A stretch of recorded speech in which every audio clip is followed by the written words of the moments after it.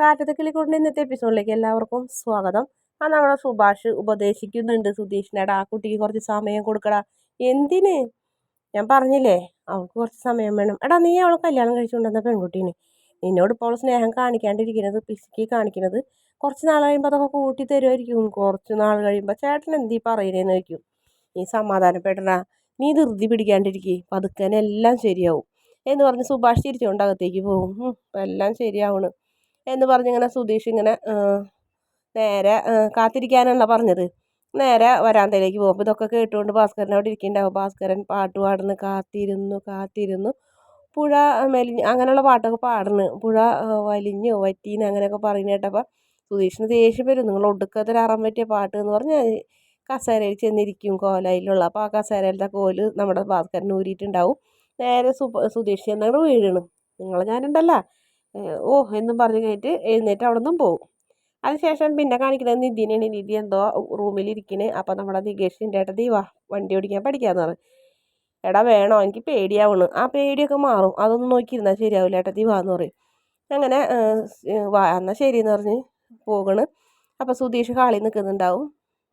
അത് സുധീഷിനോട് പറയാം, ഏട്ടാ ഞങ്ങളെ വണ്ടി പ്രാക്ടീസ് ചെയ്യട്ടെ ഏട്ടാന്ന് പറഞ്ഞ് മറുപടിക്കൊന്നും കാത്തിക്കാണ്ട് നേരെ പോകണ്. അപ്പോൾ അവിടെ പോകും. അപ്പോൾ നമ്മുടെ സുഭാഷ് ഏട്ടൻ പറയും, സൂക്ഷിച്ച് നോക്കി കൊണ്ടുപോകണട്ടടാന്ന് പറയും. ആ ശരി, ഞങ്ങൾ ഇവിടെ തന്നെ ഓടിക്കണുള്ളൂ എന്ന് പറയും.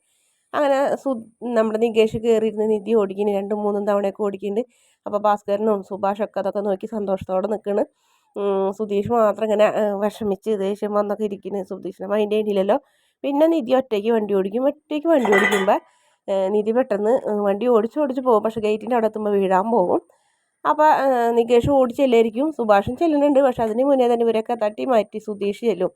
നിധി ഞാൻ പറഞ്ഞില്ലേ വണ്ടി ഓടിക്കുമ്പോൾ നിർത്തുമ്പോൾ ബ്രേക്ക് പിടിക്കുമ്പോൾ മെല്ലെ പിടിക്കണമെന്ന്. സുധീഷൊന്നും അറിയാം. സുധീഷിനെ കണ്ടിട്ടുണ്ടെങ്കിൽ എനിക്ക് വണ്ടി ഓടിക്കാൻ പറ്റില്ല. എന്നാൽ നികേഷ് പഠിപ്പിച്ചാൽ ഞാൻ ഇന്ന് പറഞ്ഞതല്ലേ എന്ന് പറയും. അപ്പോൾ നേരെ തിരിച്ചിങ്ങോട്ട് പോരും. വീണ്ടും ഭാസ്കറിനെ കളിയാക്കാനും പാട്ട് പാടാനും ഒരു അവസരമായി.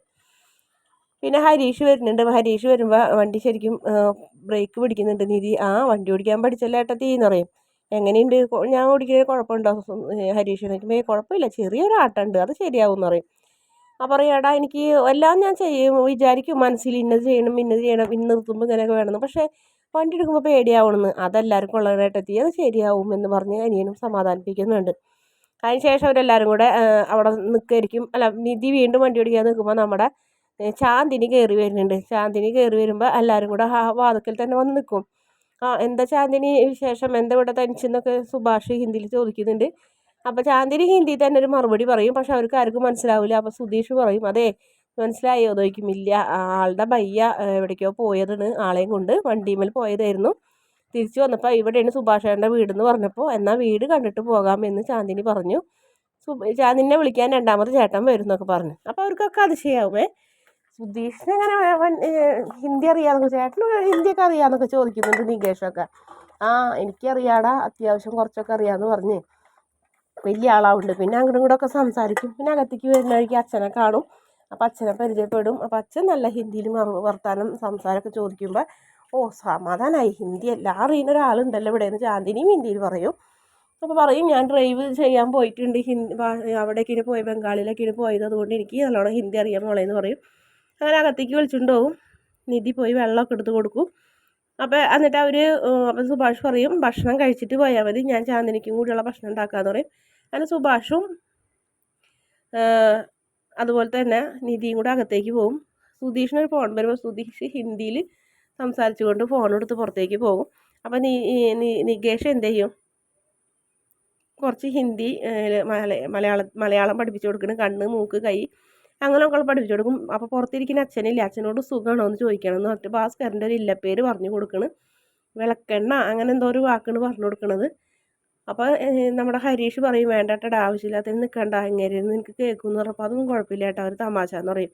ചെന്ന് ചോദിക്കാൻ പറയും. അങ്ങനെ ഭാസ്കരൻ്റെ അടുത്ത് ചെന്നിട്ട് വിളക്കെണ്ണ അച്ഛാ എന്ന് പറയുമ്പോൾ അയാൾക്ക് പെട്ടെന്ന് ദേഷ്യം വരും. അതിഥി തൊഴിലാളിയല്ലേ, കേരളത്തിലേക്ക് വന്നതല്ലേ എന്ന് വിചാരിച്ച് അകത്തേക്ക് കയറ്റിയിരുത്തപ്പോൾ അവൾക്ക് വേഷം കേട്ടാ സാമർത്ഥ്യം എന്നൊക്കെ ചോദിക്കും. നീതി അപ്പോൾ ഇങ്ങനെ ആകെ അന്തം വിട്ട് നിൽക്കും. അപ്പോഴത്തേനും നമ്മുടെ സുഭാഷും അതുപോലെ തന്നെ നിധിയൊക്കെ ഓടി വരും. എന്താ പ്രശ്നം എന്ന് ചോദിക്കും. ഞാൻ അതിഥി തൊഴിലാളിയല്ലേ, ഒരു പെൺകുട്ടിയല്ലേ എന്ന് ചോദിച്ചാൽ അകത്തേക്ക് കയറ്റിയപ്പോൾ അവൾ എന്നോട് സംസാരിച്ച ഭാഷ കണ്ടാന്ന് പറയും.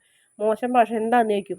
അപ്പോൾ തന്നെ സുഭാഷിന് കാര്യം മനസ്സിലാവും. നികേഷും ഹരീഷും ഒളിച്ച് നിൽക്കുന്നത് കാണും. പറയും അവർ പഠിപ്പിച്ചു തന്നാണ്. അച്ഛന് സുഖമാണോ എന്ന് ചോദിക്കുന്നത് മലയാളത്തിൽ ഇങ്ങനെയാണെന്ന് പറഞ്ഞതെന്ന് പറയും.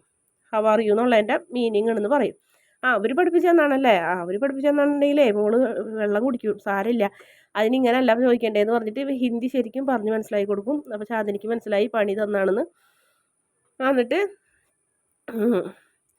ചാന്ദിനി നല്ല കണ്ണുറപ്പിച്ച് കഴിഞ്ഞിട്ട് നമ്മുടെ നികേഷിനെ നോക്കിയിട്ട് അകത്തേക്ക് പോകും. അപ്പോൾ സുഭാഷ് നികേഷിൻ്റെ ചെവി പിടിച്ച് മുരുങ്ങിയിട്ട് പറയും, ഇവിടെ ഒരാൾക്കൊരു ഭാഷ പഠിപ്പിച്ചു കൊടുക്കുമ്പോൾ അയാൾ നീ ഉദ്ദേശിക്കുന്ന ആളോട് മാത്രമായിരിക്കില്ല ഈ ഭാഷ പറയുക, പുറത്തുള്ളവരോടും പറയും, മനസ്സിലായടാ എന്ന് പറഞ്ഞു കഴിഞ്ഞിട്ട് വീണ്ടും പിച്ച് കൊടുക്കും. അപ്പോൾ നിനക്കത് വേണം, നിന്നോട് പറഞ്ഞതല്ലേ വേണ്ടാത്തിന് നിൽക്കണ്ടെന്ന്, ഇതൊക്കെ ഒരു രസമല്ലേ, അങ്ങോട്ട് പണി കൊടുക്കാൻ പറ്റുന്നതെന്ന് പറഞ്ഞ് അവരകത്തേക്ക് പോകും. അതിനുശേഷം പിന്നെ കാണിക്കുന്നത് നമ്മുടെ സുധീഷ് തോമസ് ഏട്ടനെ പോയി കാണുന്നുണ്ട്. ലൈസൻസ് ഇല്ലെങ്കിലും വണ്ടി ഓടിക്കാനുള്ള സൗകര്യം ചോദിക്കും. പക്ഷെ ആൾ സമ്മതിക്കില്ല. മറ്റുള്ള ഡ്രൈവർമാർക്കൊക്കെ ഞാൻ നിനക്ക് ഇത്തിരി സ്വാതന്ത്ര്യം കൂടുതൽ തരുന്നെന്ന് പറഞ്ഞത്, അതുകൊണ്ട് അത് ശരിയാവില്ല, നീ ഒരു മാസം പോയി നിൻ്റെ പെണ്ണിൻ്റെ അടുത്ത് പോയിരിക്കുന്നൊക്കെ പറയും. നിനക്ക് വേണ്ടി അല്ലെങ്കിൽ ഞാൻ ആ വണ്ടി ആണുങ്ങൾക്ക് കൊടുക്കും ഒരു മാസത്തേക്ക് എന്ന് പറഞ്ഞപ്പോൾ, അയ്യോ അങ്ങനെ ചെയ്യല്ലേ, ആ വണ്ടി മറ്റൊരാൾക്ക് കൊടുക്കണം, എനിക്ക് ചിന്തിക്കാൻ പറ്റില്ല എന്ന് പറഞ്ഞപ്പോൾ, ഇല്ലടാ നിനക്ക് വേണ്ടി ഞാനൊരു മാസം അത് ഷെഡ്യൂളിലിടാം, നിന്നെയും കാത്തിരിക്കാൻ നിൻ്റെ ഭാര്യ ഒന്നുമല്ലല്ലോ, പോയാലോ പണി ഉണ്ടോ നോക്കണം, അതൊക്കെ കാശ് വേണമെങ്കിൽ വേണോന്ന് ചോദിക്കും. കാശൊന്നും വേണ്ടാന്ന് പറയാം. എന്നാൽ നീ ഒരു മാസം കഴിയുമ്പോൾ വാട്ടാന്ന് പറയും. അതിനുശേഷം നമ്മുടെ സുധീഷ് നിരാശയോടെ ഇങ്ങോട്ട് വരുന്നു. അപ്പോൾ വീട്ടിലേക്ക് വരുന്നേക്കാൾ മുന്നേ തന്നെ വീട്ടിൽ ഭക്ഷണമൊക്കെ കഴിക്കുന്ന എല്ലാവരും കൂടി ഇരുന്ന്. അപ്പോൾ സുധീഷ് വന്നില്ലല്ലോ എന്ന് നിധി ഇങ്ങനെ ചോദിക്കുന്നുണ്ടാവും. വരും മോളെ, നിങ്ങൾ മോൾ കഴിക്കുമെന്ന് പറയും. അപ്പോൾ സുധീഷ് വണ്ടിക്ക് എത്രയായി ഹരീഷേ എന്ന് നിധി ചോദിക്കുമ്പോൾ, അയ്യോ അത് സുധീഷേട്ടൻ അറിയുള്ളൂ, അത് വെറുതെ നിൻ്റെ വർക്ക്ഷോപ്പ് വഴിയല്ലേ വണ്ടി ശരിയായത്, നിനക്കറിയാൻ പറ്റും, പറയുമെന്ന് പറയും. അതെന്തിനാ മോളെ അത് അറിയണേ, ഇനിയിപ്പോൾ ഞങ്ങളത് പറഞ്ഞിട്ട് അവൻ ഞങ്ങളെ തിന്നും പറഞ്ഞ് പിടിച്ച്, എന്നാലും ഒരു വണ്ടി ഇത്രയും കാശായതല്ലേ, ഒരു വണ്ടി സർപ്രൈസായി തരുന്നെന്ന് ഞാൻ ഒരിക്കലും വിചാരിച്ചില്ല എന്നൊക്കെ പറഞ്ഞ് നിധി നല്ല സന്തോഷത്തോടെ സുധീഷിനെ കുറിച്ചൊക്കെ സംസാരിച്ചുകൊണ്ടിരിക്കുന്നത്. പക്ഷെ സുധീഷ് ഇതൊന്നും അറിയില്ല. സുധീഷ് വരുമ്പോൾ കാണുന്ന കാഴ്ച അവരെല്ലാവരും കൂടെ ചിരിച്ച് ഭക്ഷണം കഴിക്കുന്നത്. അപ്പോൾ സുധീഷിനെ അവർക്ക് ഫീൽ ചെയ്യണില്ലേ എന്നുള്ളൊരു തോന്നലായിരുന്നു സുധീഷിന്. പിന്നെ കാണിക്കുന്നത് സുധീഷ് ബാറിൽ പോയി കഴിഞ്ഞിട്ട് കള്ളു കുടിക്കുന്നപ്പോൾ തോമസ് സാറിനോട് പറയുന്നത്, ആർക്കും എന്നൊരു വലിയ, ഞാൻ ആ വീട്ടിൽ വേണമെന്ന് പോലില്ല തോമസ് ചേട്ടൻ, എൻ്റെ ഭാര്യയ്ക്ക് പോലും എന്നോട് വരില്ല എന്ന് പറയുന്നത്. അതിനുശേഷം കുടിച്ച് ബോധമില്ലാണ്ട് അറാത്ത് വന്നിരിക്കുമ്പോൾ ഭാസ്കര വിഷമത്തോടെ പറയുന്നുണ്ട്, മക്കളെ ജീവിതം സേഫ് ആക്കേണ്ടത് അച്ഛൻ്റെ കടമേനി, അതുകൊണ്ട് തന്നെ നിൻ്റെ ഈ അവസ്ഥയിൽ എനിക്ക് വിഷമമുണ്ട്, നീ ഇങ്ങനെയൊന്നും ചെയ്യരുതെന്ന് പറഞ്ഞ് അയാൾ സുധീഷിനെ സമാധാനിപ്പിക്കുന്നുണ്ട്. പിന്നെ അനിയന്മാരും ചേട്ടനൊക്കെ കൂടി അവിടെ നല്ല ഉറക്കമായിരിക്കുള്ളൂ. അപ്പോൾ ആ സമയത്ത് നിധിയുടെ റൂമിൻ്റെ വാതിൽ ചെന്ന് തുറക്കുന്നൊരു ഭാഗമാണ് കാണിക്കുന്നത്. നിധിയുടെ അടുത്തേക്ക് മോശമായി പെരുമാറാൻ ചെല്ലുന്ന സുധീഷിനെ കാണിച്ചുകൊണ്ടാണ് പ്രമോയുടെ അവസാന ഭാഗം. വീഡിയോ ഇഷ്ടപ്പെടുകയാണെങ്കിൽ ചാനലൊന്ന് സബ്സ്ക്രൈബ് ചെയ്ത് സപ്പോർട്ട് ചെയ്യണേ.